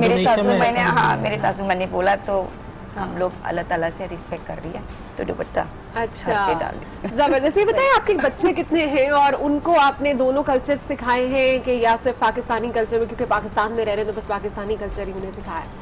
नहीं, इंशाल्लाह दोनों कल्चर से हम लोग इनको सिखा देंगे। दोनों कल्चर सिखा रहे हैं, अच्छा ठीक है। तो कितने बेबीज हैं आपके? 4 बेबीज हैं। 4 बेबीज हैं माशाल्लाह, चलिए जबरदस्त। इंडोनेशिया के बारे में बताएं कि इंडोनेशिया की सबसे अच्छी चीज़ आपको क्या लगती है और क्या आपको याद आता है इंडोनेशिया का कि जब मैं तो इंडोनेशिया में सबसे ज़्यादा याद आती है अपने फैमिली के साथ जो रह रही थी अल्हम्दुलिल्लाह। और वहाँ जैसे फ्री आना जाना, उधर यहाँ तो मसला है ना, इधर जा रही उधर जा रही, तो उधर तो माशाल्लाह क्या बंदिशें लगाई है आपने उन पे। यहाँ पे पता नहीं कितनी बंदिशों में रहते हैं। यहाँ पे भी माशाल्लाह खवातीन बाहर निकलती है, हमें आपके सामने एग्जाम्पल काम करती है, तो ऐसा तो नहीं है कि यहाँ पे बिल्कुल कैद कर दिया जाता है। कैद तो नहीं कर दिया, लेकिन प्रोटेक्शन जरूर, प्रोटेक्शन ही मेन चीज है यहाँ पे। सही। और वैसे भी आप मेरा ख्याल है कि मुख्तलिफ डेफिनेटली इंडोनेशिया से आई थी, यहाँ के कल्चर में यहाँ के लोगों में एडजस्ट करने में मसाइल होंगे, इसलिए उन्होंने आपको ये सपोर्ट दी है, ये प्रोटेक्शन दी है। अच्छा ना फेरा, जब आप पाकिस्तान आ रही थी और आपने कहा था कि मैं शादी के लिए जा रही हूँ, तो दोस्तों ने फिर क्या आपको कहा कि फेरा ठीक है तुम शादी कर रही हो, ठीक है शॉपिंग वॉपिंग कराएगा, ठीक ठाक रखेगा, ये ऐसा कुछ कहा था? हाँ, सब तो मेरे दोस्त तो खुश हो गई थी, शुक्र है तो मैं इनके साथ शादी करी। दोस्त भी बहुत पसंद है क्योंकि हमारी दोस्त भी इनके साथ भी मुलाकात हो गई। हाँ, दोस्ती भी हो गई। अच्छा आमिर साहब, आपसे जानना चाहूंगी, एक पाकिस्तानी खवातीन जो है वो आपको पता है बड़ी मुख्तलिफ होती है, चाहे शॉपिंग का मामला हो, चाहे नखरों के मामलात हो, चाहे गुस्से के मामलात हो, बड़ी मुख्तलिफ होती है। कैसा आपका एक्सपीरियंस रहा कि इंडोनेशियन लड़की से आपने शादी की? क्या क्या चीजें इनमें पाकिस्तानी खवातीन से मुख्तलिफ है? शॉपिंग में तंग करना, इन तमाम चीजों के हवाले से भी बताएं। नहीं, इनको समझाना इजी है। इजी? अच्छा, पाकिस्तानी में एक सच है, इजी है, यानी कोई प्रॉब्लम अगर कभी हो भी जाती है थोड़ा सा समझा के बात सॉल्व हो जाती है। अच्छा। वरना पाकिस्तान में जो है जैसे कि सब नहीं, कुछ लोग ऐसे हर तरह के होते हैं हर जगह पे, तो लेकिन अल्हम्दुलिल्लाह ये बेहतर है। अच्छा, मतलब सही है, मतलब कोई ऐसा मसला पाकिस्तानी भी बेस्ट है। नहीं, लेकिन पाकिस्तानी खवातीन का होता है ना कि बहस बहुत ज्यादा करती हैं, थोड़ा शॉपिंग ज्यादा करती हैं, हस्बैंड के खर्चे ज्यादा करवाती हैं। वो है। तो जब लड़ाई होती है तो पहले कौन फिर मनाता है और फिर किस तरीके से पैचअप होता है दोबारा? नहीं, अल्हम्दुलिल्लाह मेरा ख्याल है कि शायद एक आध दफा तो ऐसा हुआ है कि हमारे आपस में कोई ऐसी लड़ाई हुई है जो कि एक आध दिन जो बातचीत नहीं होती। अल्हम्दुलिल्लाह सक्सेसफुल। ये बहुत ज्यादा मनाती है मुझे। तो आपको इतना ज्यादा कॉम्प्लीमेंट कर रहे हैं। नहीं, वो असल में रीजन भी ये है ना कि अब इनके साथ कोई है तो नहीं यहाँ पे, इनके मेन लॉज में तो कोई भी नहीं है यहाँ पे, तो मुझे लाजमी बात है कि हर चीज को कवर करना है, तो यही रीजन है। अच्छा फिर आप जब यहाँ पर आई थी पाकिस्तान में फर्स्ट टाइम, तो किस तरह की मुश्किलात? डेफिनेटली लैंग्वेज तो एक बहुत बड़ा बैरियर था ही, उसके अलावा और बहुत सी चीज़ें थी, कल्चर थी, लेकिन सबसे ज़्यादा मुश्किल आपको किस चीज़ में हुई एडजस्टमेंट के लिहाज से कि अब मैं यहीं पे रहने वाली हूँ तो सबसे पहले मुझे ये चीज़ सीखने की ज़रूरत पड़ेगी, या यहाँ के तो लोग इतने मुख्तलिफ हैं, ड्रेसिंग वगैरह भी, और फिर हर लिहाज से ये पाकिस्तान जो है बड़ा मुख्तलिफ मुल्क था। सबसे ज़्यादा मुश्किल आपको कहाँ पर पेश आई? सबसे मुश्किल तो मेरा ख्याल कुछ भी नहीं है, कुछ भी नहीं था, कुछ भी नहीं है। ये वेदर में इनको प्रॉब्लम आई है। वेदर बस थोड़ा सा ये गर्मी का, और इंडोनेशिया में मौसम ठंडा हो गया। इंडोनेशिया तो बहुत बारिश है, एक हफ्ता इतना मोटा मोटा बारिश आ गई जैसे आपको बल्टी में से नला देंगी। अच्छा, तो ये बताएं पाकिस्तानी खाने आसानी से बना लेती हैं सारा कुछ? हाँ अल्हम्दुलिल्लाह बनाती है। सही। और ये बताएं कि आप इनको पाकिस्तान, अच्छा सबसे अच्छा क्या बनाती है? बताएं क्या बनाती है सबसे अच्छा? उनको तो पूछ लेना। सही है, जो मतलब सही सब कुछ बना लेती है माशाल्लाह, बिरयानी वगैरह। खुल के तारीफ कीजिए, वो देखे कितने खुले दिल से कह रही है मेरी ससुराल अच्छी, मेरी सास अच्छी, मेरा शौहर अच्छा। आप भी खुल के बताएं सबसे अच्छा क्या बना लेती है जो आपको बहुत पसंद है? मैं तो ज्यादा जो है वो इनके इंडोनेशियन जो भी करती हैं वो सही है, उसके अलावा मुझे कोई प्रॉब्लम नहीं। पाकिस्तानी सही है माशाल्लाह, मतलब ये चिकन जैसे कढ़ाई वगैरह उस टाइप में, या आपका ये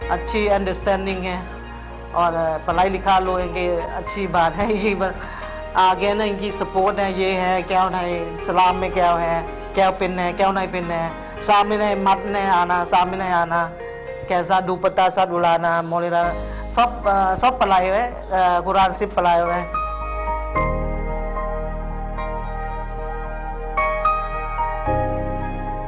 इनके एक पाकिस्तानी सॉन्ग तो नहीं है, वहाँ की थाई का सॉन्ग है और वो शायद आपको समझ में नहीं है लेकिन पसंद आएगा। जो चीज दिल से की जाती है वो पसंद आती है जी।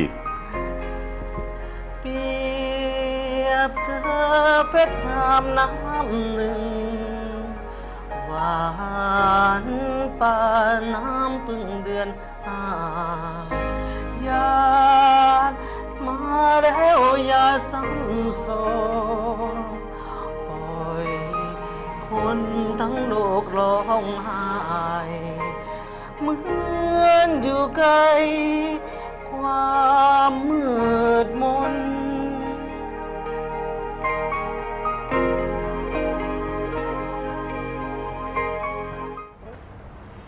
तो जी आपने देखा शेफ गुलजार की पूरी लाइफ के बारे में, वो बता रहे थे कि किस तरीके से वो अपनी अज़वाजी ज़िंदगी जो है वो गुजारते हैं और कितना हंसी खुशी रह रहे हैं। तो शो में यहाँ वक्त तो एक ब्रेक का, जिसके बाद मिलेंगे। फिलिपाइनी खातून से जिन्होंने पाकिस्तानी लड़के से शादी कर ली।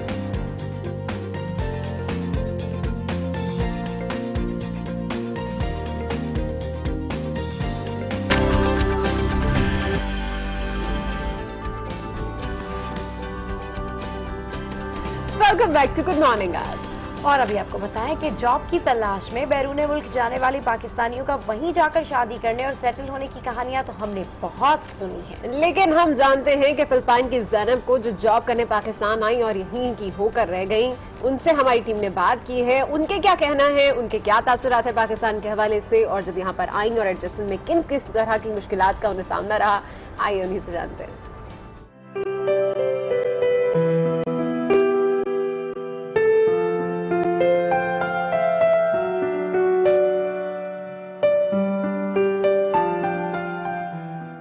हमारे यहाँ पे जॉब करती थी और ये आई भी नहीं थी पाकिस्तान में, तो बस ये हमारे नेबर्स में इसको मैंने देखा तो 2-3 दफ़ा बस देखा था।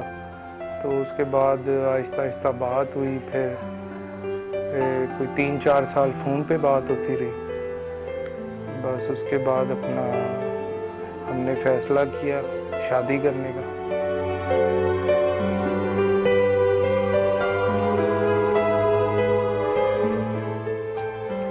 अच्छा, जो अल्लाह ने दिया मुझे उसको सो वो पसंद आ रही मुझे। First time we met here and my mom friend house में, तो बस किस्मत शादी इसके साथ इधर है ना, उसके साथ पूरा जिंदगी में, इनके साथ मेरे बच्चों के साथ, बिकॉज इसके बिजनेस में इधर है पाकिस्तान में, तो हम कोई सोचता नहीं है तो फिलीपीन जाना का और रहना के लिए। हम इधर पाकिस्तान में अगर जाना फिलीपीन में तो बस वेकेशन के लिए ओनली।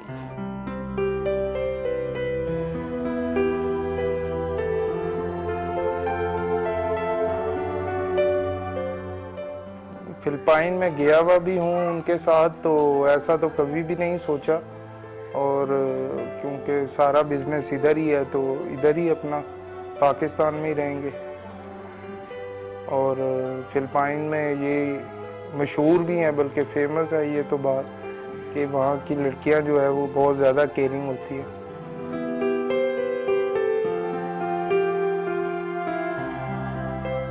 मैं इसके साथ शादी हो गया, हमारे बच्चों के साथ बस केयर करती हूँ, मियाँ के साथ केयर करती हो। कोई सोचना ना, बिकॉज में शादी हो गया मैं क्या करना, अगर सोचना होता तो फिर ओनली पर मिलना के लिए कभी फोन करती हूँ मेरे फैमिली के साथ। वैसे कहते हैं ना कि शादी के कुछ साल बाद हस्बैंड एंड वाइफ की शक्ल मिलना शुरू हो जाती है, तो इस कपल को देख के तो मुझे ऐसा ही लग रहा था कि इन दोनों की शक्ल मिलना शुरू हो गई है। और उनके बच्चे भी देखिए किस तरह के मतलब फिलिपिनो बच्चों जैसी उनकी शबाहत आ रही थी। सेम फेसेस हैं सबके फैमिली में, एक जैसे बहुत रिजेंबल करें एक दूसरे से। चलिए जनाब आगे बढ़ते हैं और यहाँ पर आपको एक अहम खबर से आगाह करते हैं कि सुप्रीम कोर्ट ने पेशावर हाई कोर्ट को मिसाल कत्ल केस की तहकीकात के लिए जुडिशल कमीशन बनाने से रोक दिया है। इसी हवाले से मजीद जानते हैं आज न्यूज के नुमाइंदे फैसल रजा खान से। जी फैसल, सुप्रीम कोर्ट मिसाल खान केस की समाअत पेशावर हाई कोर्ट को कमीशन की तश्कील से रोक दिया गया है, इस हवाले से अपडेट कीजिए। जी बिल्कुल, मिसाल खान कत्ल केस के हवाले से जो है वो 15 अप्रैल को चीफ जस्टिस ने खुद नोटिस लिया था और उसके बाद आज जो है वो मिसाल खान केस की समाअत हुई है। गुज़श्ता रोज RPO मर्दान ने जो है वो इस हवाले से इब्तदाई रिपोर्ट जो है वो अदालत में जमा कराई थी। अदालत के हुक्म पर आज जब समाअत का आगाज हुआ, चीफ जस्टिस साकिब निसार ने की सरबराही में 3 रुकनी बेंच इस केस की समाअत कर रहा था और इस मौके पर IG खैबर पख्तूनख्वा जो है वो पेश हुए और उन्होंने तहकीकात के हवाले से जो है वो मुकम्मल तौर पर तफसीलात से आगाह किया। उन्होंने बताया कि 80% तहकीकात जो है वो मुकम्मल हो चुकी हैं और इस सिलसिले में चालान जो है वो जल्द पेश करेंगे। अदालत से इल्तमास की उन्होंने कि मातहत अदालत को मुकदमे की जल्द अज जल्द जो है वो समाअत की हिदायत जारी की जाए। इस पर चीफ जस्टिस ने कहा कि आप फिक्र न करें, पूरी अदालत और कौम जो है वो आपके साथ है, मुकदमे में मुकम्मल इंसाफ होगा। अभी क्योंकि तहकीकात जारी हैं इसलिए ज्यादा कुछ नहीं कह सकते। IG खैबर पख्तूनख्वा ने चूंकि इब्तदाई रिपोर्ट जमा कराई थी और उन्होंने कहा कि इस रिपोर्ट को मुकम्मल करने के लिए जो है वो मजीद वक्त दरकार है, लिहाजा अदालत जो है वो मजीद मोहलत फराहम करे। जिस पर जो है चीफ जस्टिस का कहना था कि हमें नताइज चाहिए, तहकीकात की निगरानी जो है वो खुद करेंगे और तहकीकाती टीम जो है उसमें फौज या ISI का भी कोई नुमाइंदा होना चाहिए और हमें अपने तहकीकाती इदारों पर मुकम्मल एतमाद है। मामले पर अच्छा फैसल रजा, ये बताइए कि अभी तहकीकात के हवाले से आप अपडेट करें, ओवरऑल ये बताएं कि यूनिवर्सिटी में मजीद कुछ मालूमात हो सकी है, मजीद कुछ लोगों ने और कुछ बताया इस हवाले से? जी बिल्कुल, क्योंकि बुनियादी तौर पर अभी केस की इब्तिदा है। इस केस की इब्तिदा में जो है वो जो पुलिस की तहकीकात हैं और पुलिस की इंक्वायरी है उस पर ज्यादा जोर दिया गया है। इस हवाले से आपके इल्म में है कि खैबर पख्तूनख्वा हुकूमत ने वज़ीर आला खैबर पख्तूनख्वा ने जुडिशल कमीशन की तश्कील के लिए भी पेशावर हाई कोर्ट को एक खत लिखा था। आज उसका जिक्र भी जो है वो अदालत में हुआ और अदालत ने ये इस्तफसार किया कि जुडिशल कमीशन की जरूरत क्यों पेश आई, क्योंकि पहले ही ज्वाइंट इन्वेस्टिगेशन टीम जो है वो तहकीकात कर रही है और TORs जो है इस हवाले से वो भी वाजे होने चाहिए और IG KP के जो है उनको हिदायत की है, उनको एक तो अप्रिशिएट किया है तहकीकात के हवाले से और दूसरा उनका कहना था कि अदालत ने वाज़े तौर पर वज़ीर आला खैबर पख्तूनख्वा से वजाहत तलब कर ली है इस सिलसिले में कि chief justice Peshawar high court को ठीक है। बहुत शुक्रिया फैसल रजा, आप हमें अपडेट कर रहे थे मिसाल खान कत्ल केस के हवाले से जिस पर अब कमीशन भी बना दी गई है और उम्मीद करते हैं कि मिसाल खान को इंसाफ मिले। बिल्कुल डेफिनेटली। गुड मॉर्निंग, आज में यहाँ वक्त एक ब्रेक का जिसके बाद मिलाएंगे आपको पाकिस्तान के चमकते सितारे। Don't go anywhere, stay with us and keep watching good morning आज।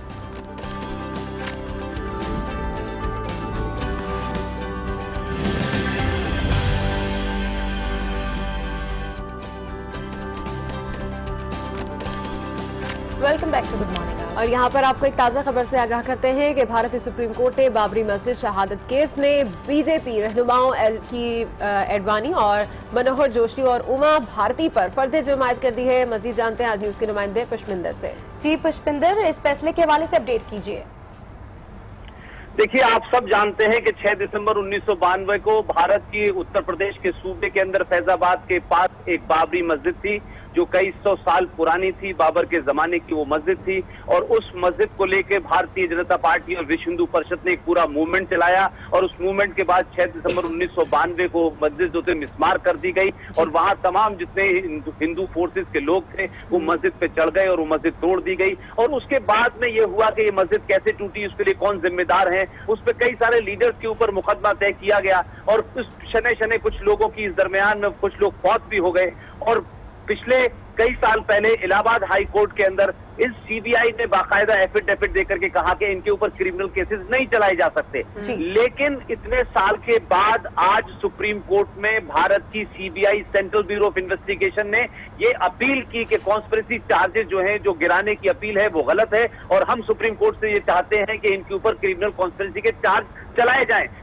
सुप्रीम कोर्ट ने आज उनके कॉन्स्पिरेसी के चार्जेस को एक्सेप्ट कर लिया गया है। इसका मतलब यह है कि भारतीय जनता पार्टी के लीडर लाल कृष्ण आडवाणी, मुरली मनोहर जोशी, उमा भारती, विनय कटियार, कल्याण सिंह और इसमें खास बात आपको मैं बता दूं कि जिन लोगों के ऊपर क्रिमिनल केसेस का ये चलेगा मुकदमा, ये 2 साल के अंदर खत्म होना है। Member of LK Advani, Murli Manohar Joshi, Vinay Katiyar इस वक्त मेंबर ऑफ पार्लियामेंट हैं, उमा भारती कैबिनेट मरकज की हुकूमत में मिनिस्टर हैं और कल्याण सिंह राजस्थान सूबे के गवर्नर हैं। तो ये बात अब साफ हो गई है कि 2 साल के अंदर इनके ऊपर जो कॉन्स्पिरेसी के चार्जेस हैं वो मुकदमा चलेगा और जल्द ही इसका फैसला आएगा। ठीक है, 2 साल के अंदर जो भी चार्जेस हैं वो कंपाइल होंगे, मुकदमा चलेगा। और बड़ी बात यह है कि तमाम लोग हुकूमत का ही हिस्सा हैं। अहम खबर से अपडेट कर रहे थे पुष्पिंदर, आपका बहुत शुक्रिया। इस हवाले से जैसे जैसे अपडेट्स आएंगे हम आपको अपडेट करते रहेंगे। आगे बढ़ते हैं और इस वक्त हुआ है पाकिस्तान के चमकते सितारे वाले सेशन का और हमारे साथ स्टूडियोज में मौजूद है मार्शल आर्ट्स हसन भट्ट। आइए उनसे बात करते हैं। अस्सलाम वालेकुम हसन, कैसे हैं आप? अल्हम्दुलिल्लाह ठीक। हसन, मार्शल आर्ट्स कर रहे हैं आप, कितने टाइम से कर रहे हैं? मुझे तकरीबन 5 साल हो गए हैं। अच्छा जी, अपने नाज़रीन को पहले हसन भट्ट के हवाले से भी बताते चलें कि इन्होंने गिनीज बुक वर्ल्ड रिकॉर्ड में भी अपना नाम बनाया है और मेडिसिन बॉल के ऊपर इन्होंने 1 मिनट में 68 पुशअप्स किए थे, जो कि बड़ी मुश्किल काम है।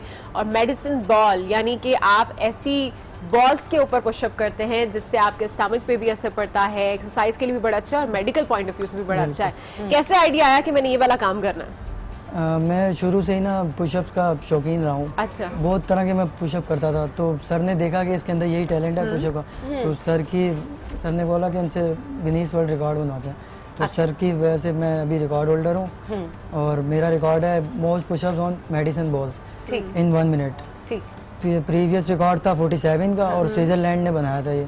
अच्छा। और अब मेरे नाम है 2015 7 जून 2015 को मैंने बनाया था और अभी अल्हम्दुलिल्लाह ब्रेक नहीं कर सका। तो हसन फिर ऐसा करें कि सबसे पहले हम आपका एक्ट देखते हैं और उसके बाद फिर आपसे दोबारा बातचीत कंटिन्यू करेंगे। सो कम हो गया है।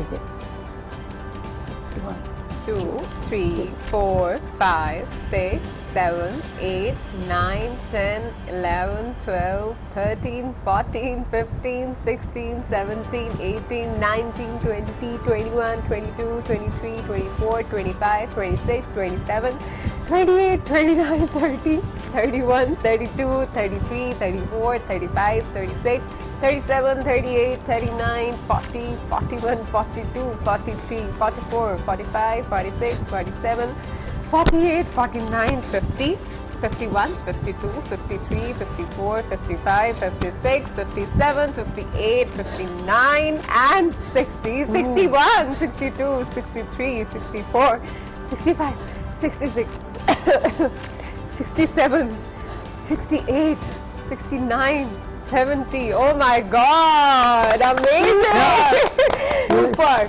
मेरा सिर्फ बोलने में सांस फूल रहा था, आपने कर दिखाया है। Amazing amazing Hasan, very nice, जबरदस्त। अच्छा हसन, डेफिनेटली एक बड़ा नया आइडिया है कि बॉल के साथ में पुशअप्स करने का, लेकिन डेफिनेटली जब आप जमीन पे होते हैं तो फिर भी आप स्टैटिक कंडीशन में होते हैं और वो आपकी पोजीशन फिर भी बेहतर होती है, आपका ध्यान सारा अपने पुशअप्स के ऊपर होता है। लेकिन क्योंकि ये बहुत ज्यादा कंसंट्रेशन के साथ आप कर रहे थे, तो मैं देख रही थी बॉल्स को कैसे कंट्रोल में रखते, क्योंकि ये तो मूवेबल है, अगर जरा सी भी इधर उधर हो गई तो पूरा का पूरा पुशअप पूरा एक्ट गया।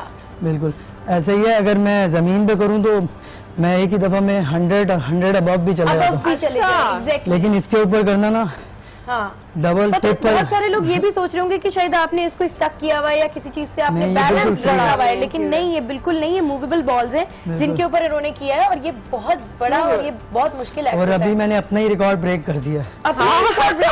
सुपर, आज गुड मॉर्निंग, आज का रिकॉर्ड ब्रेक किया है। इंशाल्लाह मैं इसको भी इम्प्रूव करूंगा जल्द, इसी मंथ या इससे अगले मंथ। लेकिन ये टैक्टिक्स क्या है हसन के बॉल मूव इसके पीछे मेहनत बहुत है। अच्छा जी, मैंने तकरीबन 1 साल मेडिसिन बॉल पे पुशअप की प्रैक्टिस की है, उसके बाद जाके ये रिकॉर्ड ब्रेक हुआ। अभी आप मुझे लगता है 70 अबव इजीली चले गए, क्योंकि 2-3 बार तो मेरा खुद का सांस फूला था और मैं देख रही थी कि यार मेरी आवाज यहाँ पर रुक रही है, लेकिन आप नॉन स्टॉप लगे हुए हैं और बहुत मुश्किल के साथ मुझे तो लग रहा था। अच्छा, मुझे कॉन्फिडेंस फील हुआ, अभी मैं अपना रिकॉर्ड जल्द ब्रेक करूंगा जल्द इंशाल्लाह। अच्छा, ये सारी जो तीनों बॉल्स हैं, इसके ऊपर पुशअप्स करना मतलब ज्यादा फोर्स लगती है या जमीन बहुत ज्यादा फोर्स लगती है? बहुत ज्यादा फोर्स लगती है, कंटिन्यूसली मूव हो रही होती है, पीछे फुट से भी और हैंड से भी, अच्छा, ये स्टे नहीं है इसमें। सही, इसमें अपने आप को बैलेंस करके ही पुशअप करने होते हैं। अच्छा, तो ये बताइए, इससे सबसे ज्यादा जोर स्टमक पे पड़ता है, इसको मेडिसिन बॉल भी कहते हैं। आप फिजिकली तो डेफिनेटली आप इस फेज से गुजर रहे होते हैं, इस चीज से गुजर रहे होते हैं, क्या क्या असर होता है अंदर? असल में ये तो मुझे पुशअप ही करने हैं। जो ये मेडिसिन बॉल की बात है, ये मार्शल आर्ट में यूज की जाती है स्टमक टाइट करने के लिए। इससे कैच करते हैं, स्टमक पे कैच करते हैं, इसलिए स्टोमिक पे है। वरना ये है, ये पुशअप के लिए भी हमने जो यूज किया है, इसका रिकॉर्ड मैंने ब्रेक किया है, वो मेडिसिन बॉल्स का था। मेडिसिन बॉल इसलिए यूज की जाती है कि स्टोमिक के आगे कौन कौन से रिकॉर्ड्स ब्रेक करने के इरादे हैं? ये तो आपने अभी करके दिखा दिया, अपना ही रिकॉर्ड आपने ब्रेक कर दिया। आगे भी बहुत सोचे हैं, क्लैप पुशअप्स मैं करता हूँ और इंशाल्लाह उसका भी रिकॉर्ड जल्द ब्रेक करूंगा। और इसका जो रिकॉर्ड है, इसका सर्टिफिकेट ये है गिनीज का। ये आप देखिए, अगर कैमरामैन फोकस करें तो कितना जबरदस्त इनको सर्टिफिकेट भी मिला है ये गिनीज बुक। और इसके साथ साथ मैं बताता चलूं कि 2017 की जो बुक आई है गिनीज की, उसमें भी मेरा नाम आया है। Wow, that's really great. और मैं वाहिद पाकिस्तानी हूँ जिसका गिनीज बुक ऑफ 2017 में नेम है। ओके, पूरे पाकिस्तान में किसी का सिर्फ आपका नाम है। जबरदस्त। गिनीज वर्ल्ड रिकॉर्ड में और भी हजारों रिकॉर्ड होते हैं, लेकिन ये बहुत शॉर्ट लिस्ट करके निकाले जाते हैं, यानी आम रिकॉर्ड नहीं इसमें आता। बिल्कुल, और हम अपने तमाम नाज़रीन को ये भी कहना चाहेंगे कि ये चीजें आप बगैर प्रैक्टिस के ट्राई मत करें, नहीं तो आपका स्टमक बिल्कुल स्टक हो जाएगा। Thank you so much for coming, बहुत बड़ा फख्र है पाकिस्तान का। इसी तरह पाकिस्तान का नाम रोशन करते रहिए और आपके आगे आने वाले रिकॉर्ड्स के लिए आपको all the best. Wish you all the best. तो हमने आपको पाकिस्तान के चमकते हुए सितारे से मिलवाया, और वही मैं मुनीजा से पूछ रही थी कि मुनीजा ये जो बॉल्स रख रहे हैं यहाँ पे, ये किस लिए? तो डेफिनेटली अब मैंने देखा तो मैं हैरान हो गई कि इनके ऊपर पुशअप्स लगाए हैं, and this is very great thing. आप में भी कोई खास टैलेंट है और आप भी सीट पर आना चाहते हैं तो हमें अपनी कहानी बताएं हमारी सोशल मीडिया साइट्स पर, ताकि हम आपको जल्दी से सीट पर बुला लें और दिखा दें कि हमारे पाकिस्तान में कितना टैलेंट है। बिल्कुल, और जाने से पहले पाकिस्तान के बावकार शख्स, इंडस्ट्री के एक बहुत बड़ा नाम, नामवर नाम, जिनको आज हम याद करने जा रहे हैं, मोहम्मद अली को। मद्दाहों से बिछड़े आज काफी वक्त हो चुका है और आज उनके यौम पैदाइश पर उन्हें उनके मद्दाह याद कर रहे हैं। उन्हीं की कुछ यादें आपके साथ भी शेयर करते हैं। टिल दिन आप देखते रहिए गुड मॉर्निंग आज। मुझे मेरी जिंदगी के 12 साल वापस दो, मुझे मेरी जवानी लुटा दो, मुझे मेरी आरज़ुएं और मेरी तमन्नाएं वापस कर दो।